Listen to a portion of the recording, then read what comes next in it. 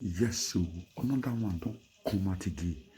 Everyday blessing don't bring another one. Come out.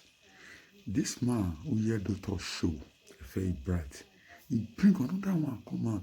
He talk about one woman. So some people they doubt, say they don't ever understand what the woman do. But some people don't know. So we watch the video so that we will listen where we will know what the woman will do. The woman where they talk about. So watch this video. We will give your opinion. Drop a comment and like and share the video. So let's watch. Visual lolo. Ni sete we ma. Ni awa ye uwe ni eyin aye yo ya. Ya anwe bi e na go gbera gbiju e. Wa le go manu e biko etu o. Abiko no tu o. Ogun gbera gbiju e. Because they say they don't publish people naked. I publish your own. You the man. Now you can do me something. If you do me something, I don't give you last warning. I give you last warning. Be careful. Be careful about me. Don't ever. If you do me this time, an eye for an eye, a tooth for a tooth, God punish you. You say, oh, good presenter. You the grace. God punish you, Lolo. God punish you. Where I'm well at you. What bell? Don't worry. If you don't delay my program, I'll bring your total command. What bell? What bell? The position me, man. Ni set a go better bishwe. Down. It all my you. I will on good presenter. Or we go no matter no mama. What bell? What bell? Muda over go better bishwe. Or go better bishwe. Me. Or go better bishwe. Ni set me na me. Ni e kongi e yo go better bishwe lolo. Muda over. Uwe amula de go better bishwe. Gwen, o ma mu we. Ni ye see me ne. Ni ye see me we yo, nu gbe o yo do. O idiot. O go gbe la gbiju. Gwen no mama. We be agu, o agu me gwan. Gwen le long clito, o go gbe la gbiju. Content.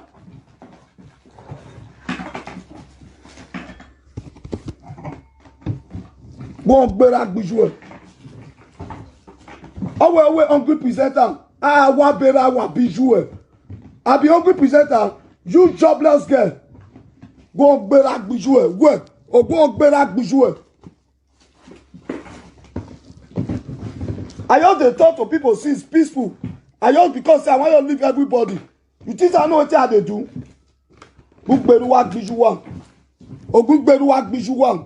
Who's one? Ogun gberu wa gbiju wa ni ye yo ne gun gbera gbiju e dan o yin uzuo who ori pie memory card we po I ma pie memory card we po a long clito me we gugu we you dey craze idiot see this long clito.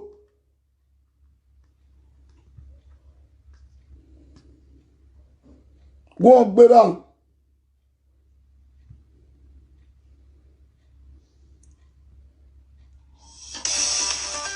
Who they call me? I want this phone. Hello, I they push him. Hello.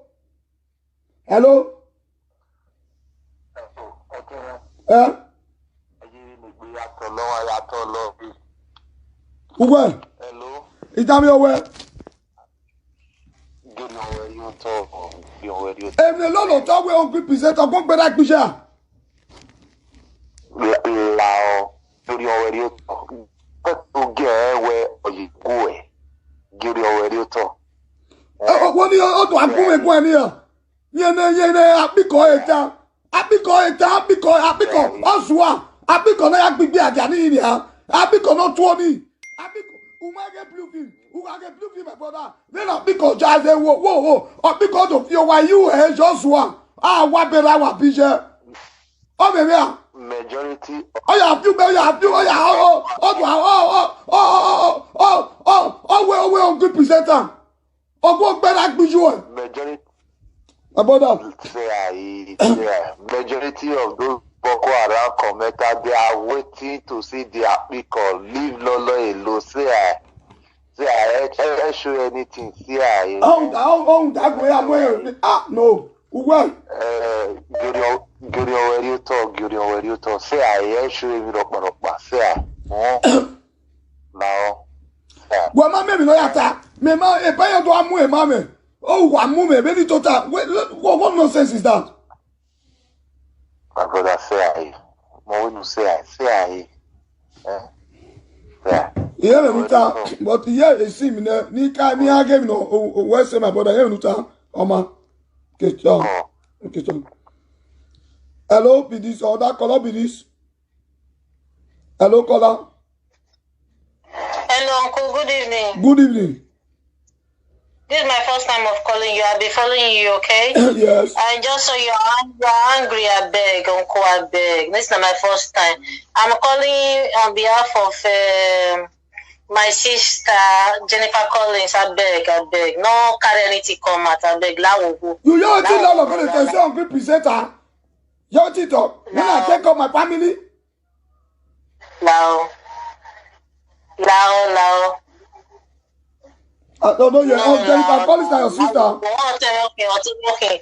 Because of Evie, because of Monica, because of those don't know my sister. Now first time when they call, so now no problem.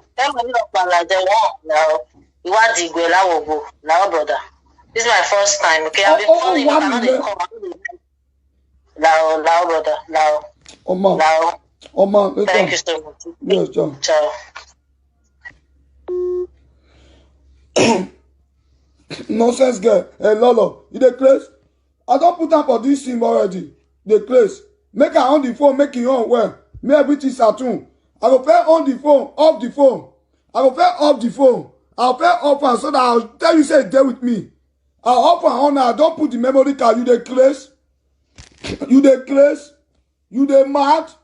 You look me like you know what they do. You say hungry presenter. Sakperon wire you are visual. In Abaseki wala go kill your head. See this here woman. Abaseki matter na dey kill you. Abaseki don't win, make una dey cry. He don't win, God punish you. Make her honor. I may have honor, but I don't put her inside. Nonsense. As I don't put her inside, may I honor, make it reset. Enter this phone. You dey mad.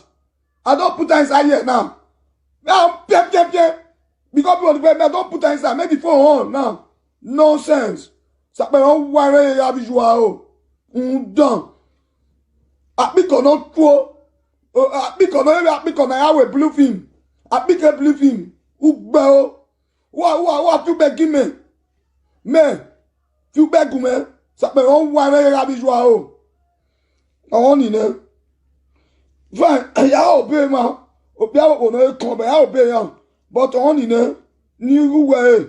Wa gbe o. Apiko no tu. Wa gbe o. Done. See this long clip oh. You a girl look you the just because Obaseki I go kill your head. Ya mo clip to well as wa gbe o lolo. Hello.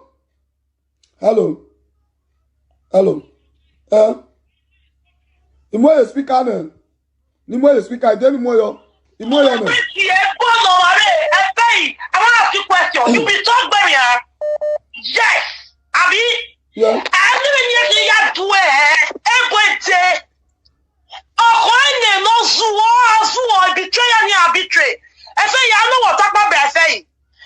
Why, yeah, as soon as you have video, I'm going to see here. There is no soon. I think everyone have break it. How what's your team there? As soon as you have disturbed, I'm not okay. If you after my way, say plan to another for Alawi Eminwe. It's a TV station, man. Oh, that's it, damn it. Excellency, if you don't come well, if you don't get that one, let the other call you one if you know this one. If you never say when they get one. No, they come. Oh, the one way the question. Who is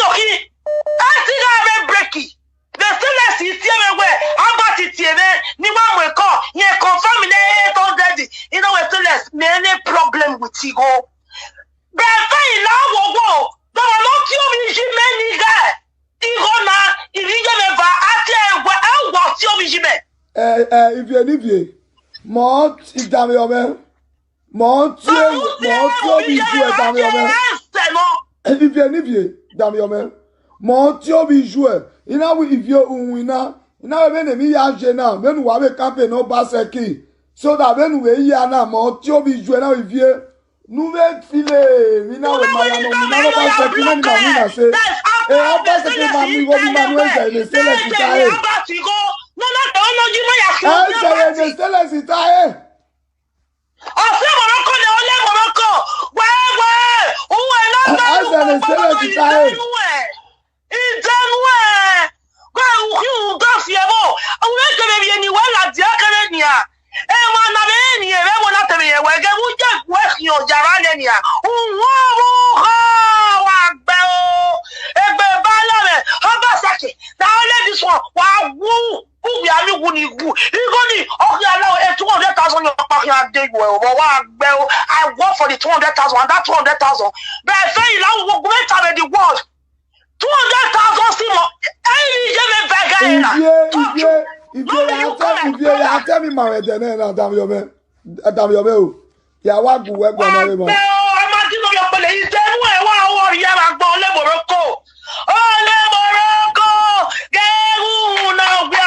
Wu e re gbe de je wo wa o ri a. Wa gba. Wa la dia mi eze ta to na mwenwe. Una vie wa na de o ba ba ti e bo na yo bo vie o we una naked. Ina we gumele break it or table now.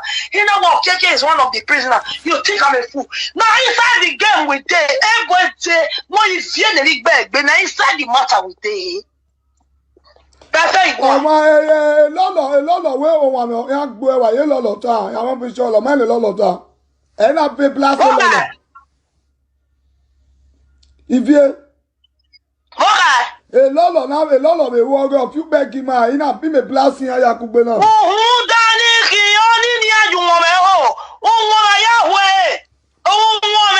€50 àṣàgbọ̀ wà jẹ́ €50 láàmú ẹ̀ẹ́lì làdíà mú ẹ̀ làdíà gẹ́gẹ́ wọn ẹ̀ náà tó ní làgàlàgà mú ẹ̀ làdíà kálẹ́kọ̀ọ́. Ẹ̀wọ̀n ni àwọn àdìgbò ìwà ẹ̀kọ́ àṣì ó bọ̀ sílẹ̀ wà. Ó wà ẹ̀kọ́ àṣì òtótọ́ ìjẹ́rẹ́gò bẹ́bẹ̀ afẹ́ wú ẹ lọ láwọn owó fẹ́ kó sọ lẹ́ ẹ̀yà fíkì àbọ̀yọ̀ pé àti àpẹkọ́ ní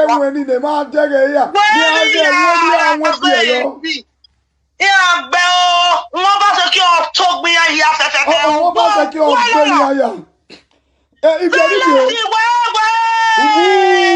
wúlẹ̀ fẹ́ gbọ́ àwọn àgọ́ ọ̀gbọ̀ ìdẹ́nu ẹ̀ bẹ́ẹ̀ dẹ́nu pé yàrá rẹ̀ yọrọ ìwà kú ẹ̀ ọ́ sì hin náà lọ́dún náà sọ́nà á jẹ́ kọ́ fọjú fún tẹ̀ ó wẹ̀ gbẹ́ wá you dey mad ọlẹ́mọ̀rọ̀ kò èkó ọmọ ìwá sí gbọ́dọ̀ wá èrè àdó ha ṣàdá poli náà wọ́n wù wẹ̀ dẹ̀ wọ́n gbé ẹ̀mí ẹ̀ láyé ọ̀bí ẹ̀ láwọn owó mẹ́fẹ́ra I greet you that's it even if I confirm it nana from you nothing is in me I shared that money because that money 200,000 I shared it for my brothers. Yes. You understand? I say you were the one that called my younger brother. Okay, video, man. Okay, not a pic. Oh, he must send you a video. Okay, yeah. He might be not here. He must send you a video. Okay, I'll buy you. You just. What they call now? Oh man, I have a great here.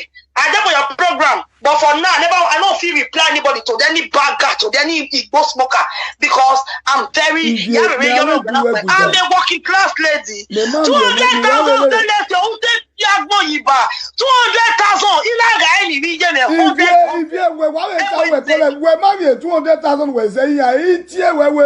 200,000 ni kavenu campaign so that I want to mobilize the government PDP. I say government man you go no wa to ni ewe government you go no. The government you go no. The government man you go no. Individual oga go kere. Government man you go no. So let the air be clear. Government man you go no. Government you go no.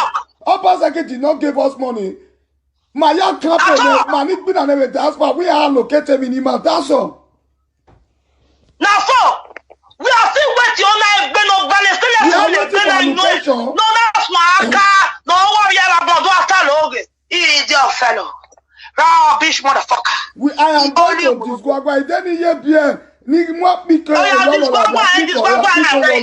I'm everywhere. Apike lolo. Apiko. Clinton, lolo, Clinton. Okay. On va te call him. Nika pick my presenter. Let me pick this one. Nigga Guan. Domi Diva. Domini pick on another. Any case when the only pick because all night good fancy men. Good fancy men, you know. A good fancy no call him man. Dominion. On my phone evasion ultime pas. Dominion my baby. So today this coco biri. Hey, Dominion, when I now give me a like, I'll give me a love, I'll give me a like. Well, no go. Yeah, we'll give me a love, because there when now can you pick up one? There. Yes, my people. Let me quickly give you updates of the medical stores looting. So, and, so my people. Now me. God go punish your papa, your mama, John 18. See Lolo Mekus. I want begin. As you know, say provoke me today. Whenever I provoke, hello.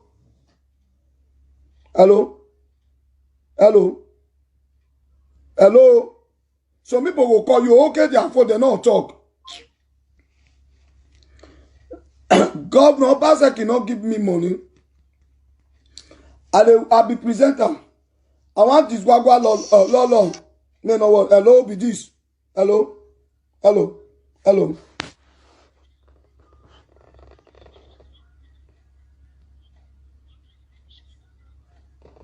De noata, tout me noata, gong berak bijwa. Tout me noata, ma we noa, wa tawe ni yewo, gong berak bijwa, uswa. Etoli ma we ni yewo, gong berak bijwa, uma gwa ta, ma ni gwa, alaluwe.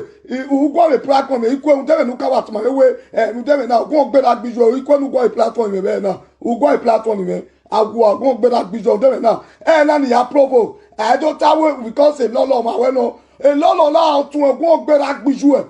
Ogon berak bijwe we go platform le na na unde provoke ne we ukai ni amene we ni emu we la ja ito we gbedo ato ogon berak bijwe nu we ata ma na to ogon berak bijwe o to ke go ogon berak bijwe wa gbe o to ke go ma o to ke tun boy na je to we lolo o ka ma no ka ni me no be. Women the even answer a number na plus 37 plus 39 37 91 52 05 02 alaluwe no onu so women na mo no bo ya mo no ba we ladia unda alaluwe umita lu me wina iye we women ume wina vita lu wo e no people na no serious no lo every time oya ya wa gbe no ba we ogun ogbo Jeff. Wage no be Jeff who provoke him dot one. Ogbo. You yegi do you go away when you go away. Well, Charlotte man, you are there with me. Ogbo berak bijou. Kuweke or 12 lolo. A number plus 39 37 91 52. Ogbo berak bijou. What? Ya go away. Ogbo berak bijou. Ekeni me emu etila. Ni me emu ogun gbera gbiju won aguwe la. Hello. Ya gwe. Hello. Hello, Daddy. Koyo. I greet you, Daddy. Koyo. Daddy, too correct. Ye kai ni ame. Be awe gbe ye ogun gbera gbiju. Gwa ya my brother, my sister. Inene lolo agwa ve platform. Iye kan me no yo be vagunu Okay. When people talk rubbish, you come to social media to be saying rubbish about people. When they will call for you, all these useless commenters that will be calling you. Yes. And when she's saying it, nobody will call her to say, stop it. Yes. Daddy, please, as a mother, that is the reason why I just say, Daddy, just forget about her. I plead, please, Daddy. I'm a woman too, Daddy, please. Just forgive and forget, please. So, Lolo, please, don't try that nonsense again. No, all these things is not called for. Don't come to social media and be insulting people when you don't know the right words to use. Enter house, Mona shut up. Mona they get shit for her. Woman can't they behave like man. Una not get shit for her. I don't understand people. What if you have a problem for this social media? You know the year word. That is not manner. You not rich. Thank you, my darling. God bless you. Okay. You see that boy, that jobless boy, Shorty boy, job way dey Italy. You gonna call me. See they say, any makata regeni, ugugu mu elaja, ugbeo, e ma gbon ti mene. Ina we post kun e. Well, ugbeo, wa kezete za melody we wa kan mo gbe ra gbiju e. Uzuo gbiju e pa e. They lot of mess up. Always men. A worker.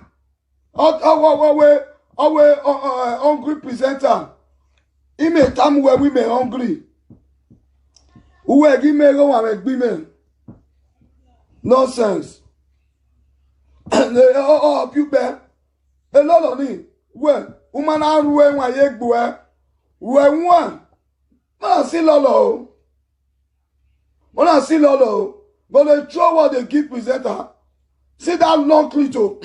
Your mekus ugly. We go what? You go what? Your mekus you go what? Your mekus you go what? See Lola wait mekus you go what? Nonsense. Mekus no me what? Who's one? Me we good one. If you know what? Ni your memory card you need take it. The only one we feel it.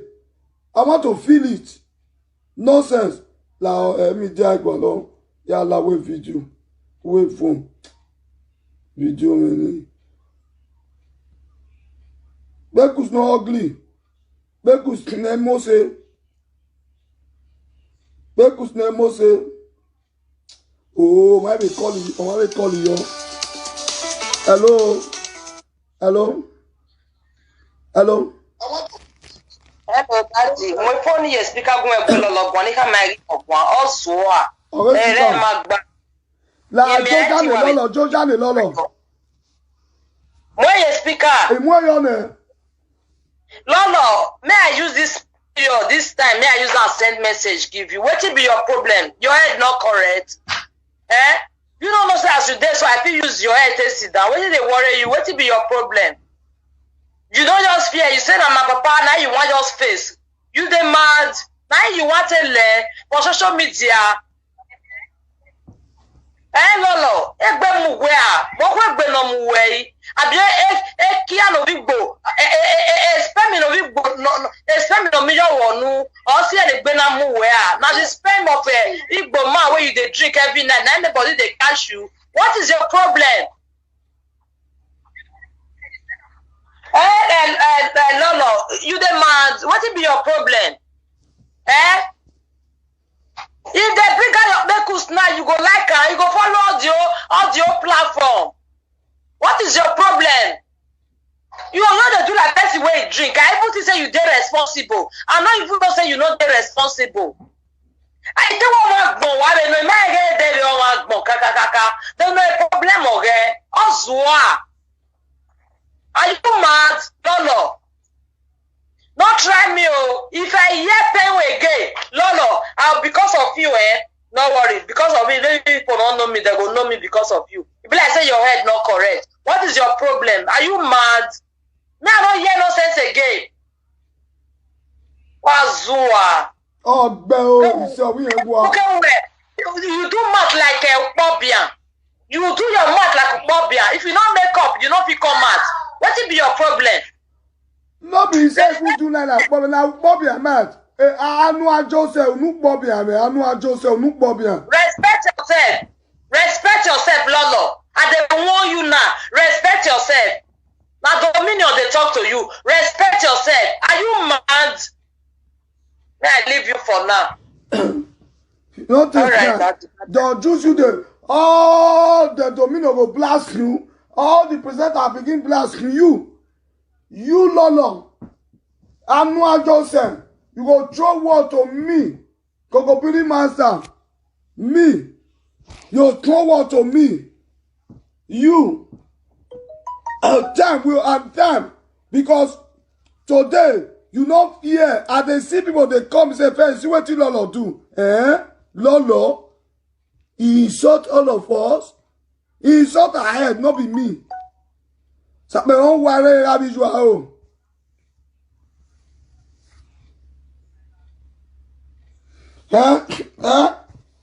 And you then say we hungry who be hungry presenter? You where your husband head bubble, you be going to push paper in your mouth. You they call a throw word they give me. When you forget, say your mekus, your long little is there with me. I respect that woman. And that man will first come. And we beg. You know why I look you, but I must look am. But me, I must look am. Because I never look am since I put the memory. I must look am. As far as the memory card in New York, he must go in. He must go in. Because anytime they look that thing, I go hide down since then.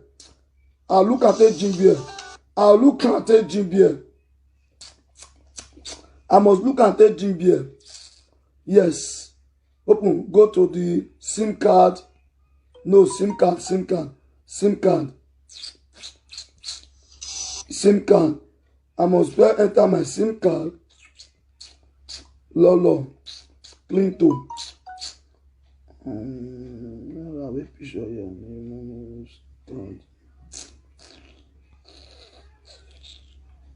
Yeah, myself is fine. I get many things inside this memory card. Many S-bits. Many S-bits. Inside the memory card. Very. Coco Billy, the king of Czech guy, husband to all single mother. And very bright. What?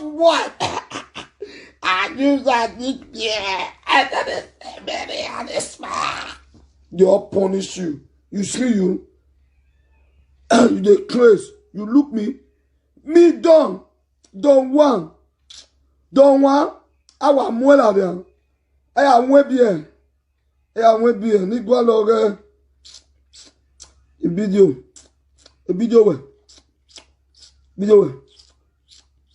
wẹ̀. Na video rẹ bọ̀. Na video lọ lọ́wọ́. Yes. Play the video. I got all here now. The door.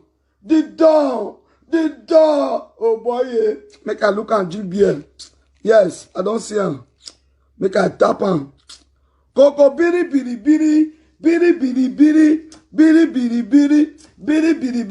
Wa bera. Lola wa bijou.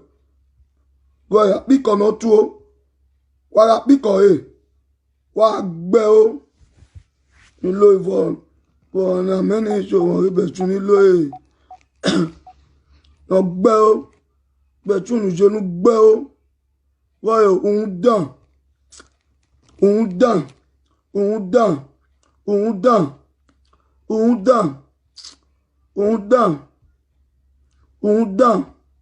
Wa gbe o. Go. Ẹ̀wọ̀n no tu o. Un dan. If not be saying na my this I dey my page, I'll screenshot your breast, your face and your breast come out. He was snap with the video. You have where to give you example, warning. It's very good I need to do that thing. To snap this your breast See breast. You sure may I drink my wine? I'll drink wine for this one where I see. And when I won't be and when but I not get beer now. Now wine and I put me. May I use and drink wine?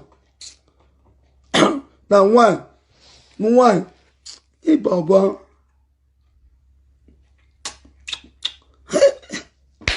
Oh me what the Apiko not to you know that blue film. Apiko. Oh, he bites back. Apiko ni only dere. Ni pion back. We no ya zin boy yo. Only dere. Play that for me again. We no ya buweni. Yani je baba.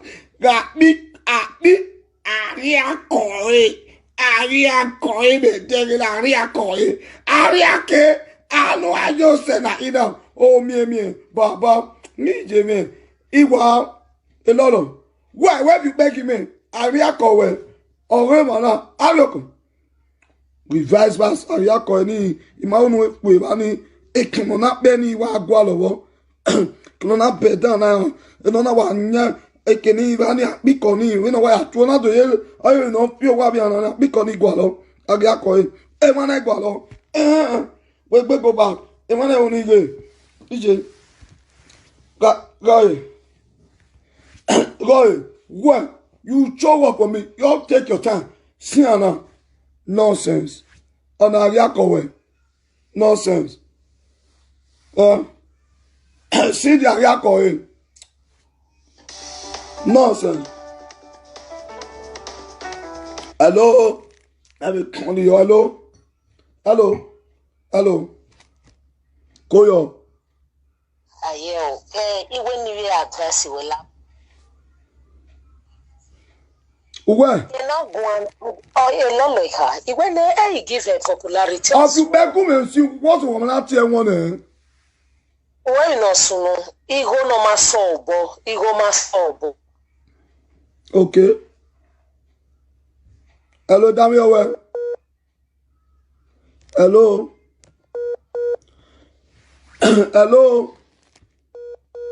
Hello, caller. Caller, networking where ma. Hello. Caller, you want call back? Ni we be area calling. Caller. The network where ma dey yo. You want to we be call. Ni make na play one ni rewind. Yes, let me rewind.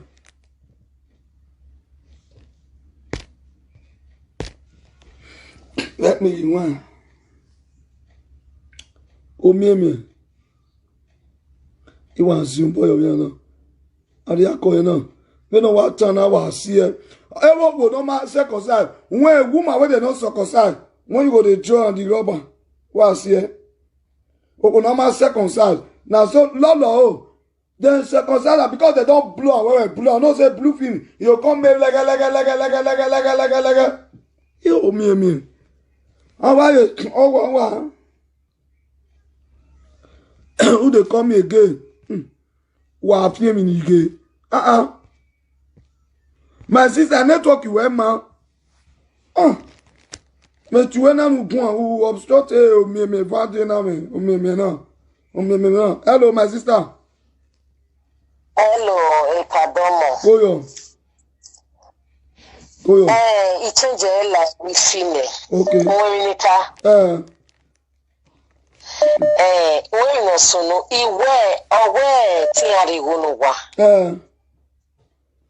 Wawasi ai wagia so amati ejo oze ni gbe na balo. Yes. When also. Yes. Dami owe. So Idiot, because he only voice now. Ewe voice se gbe balo, wa se wa ge gbe abalo ni me ata. Where is your because oh God, ibi wa re wo gere we just to na ki o na lo na eri e. Ola fi pe di Maria. Dano. Idiot honey idiot. I was talo. Okay, a bag where Gary the presenter. A voice where you shot here. A voice where you shot here because one matter. Oh, mama was a nominati. Oh, mama ta. So when it was so, when also, the express is here. When also. You understand? Yes. Now we work cool down because also when we are reloto, I might go when we are reloto. Now we go. One of Guasha or see how go. Bye bye. Okay, bye bye. Okay, ciao.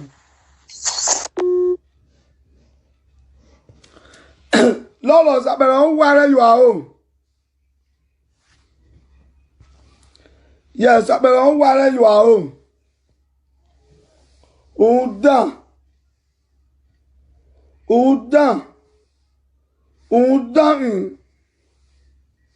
Ọgbẹ́ o. Hello. Má ní fi ọ̀rẹ́ náà. Okay, Ọ̀rẹ́ là yọ̀ mẹ́ta píkọ̀ owó ọ̀wẹ̀ náà. Okay. Ewu no more ye speaker. Ọ̀rẹ́ speaker, ayé mẹ́mú ẹ̀yọ̀ náà mẹ́gẹ́ ewu kọ̀ náà mọ̀ ẹ̀yọ̀. Iwe ni ha me lolo. Beni ye bejeni ye mewo ovie dorok baro no eti muye. Yes. Ovie dok mama we baro no kya sati mu lo. Mwe ye speaker. Ọ̀rẹ́ speaker. Because we GNE ọkọrin ọna wo ma kọrin o. Even when other way apiko to ni ye de mwe apiko no to ye mu jo wa.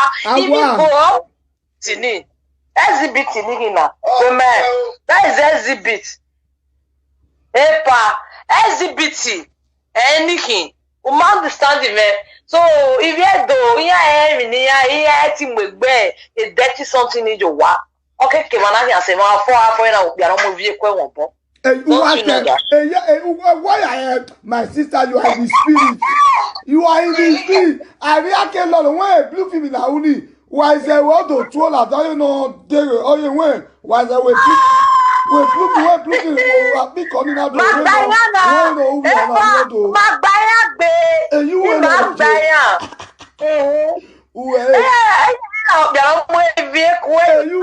because okay one here say mana o ma start even okay one here say mana ogbo for oh wa you wa gele o ogbo for because yakbaro no mo ye wa we do yakbaro no mo ye we are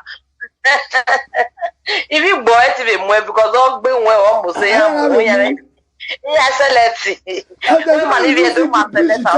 people say they want to hear that slang, that speaking in tongue in pidgin. I better talk in pidgin, speaking in tongue in pidgin.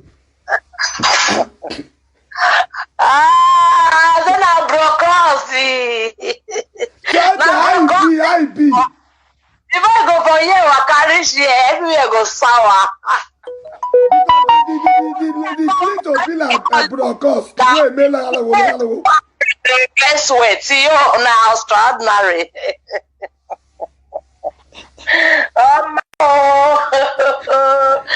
Hello, people they watch you, may you go hide. Oh, I'm ashamed. Okay, bye bye.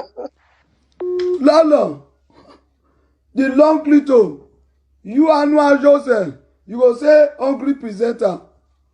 Let today be first and last. When you go use that word, address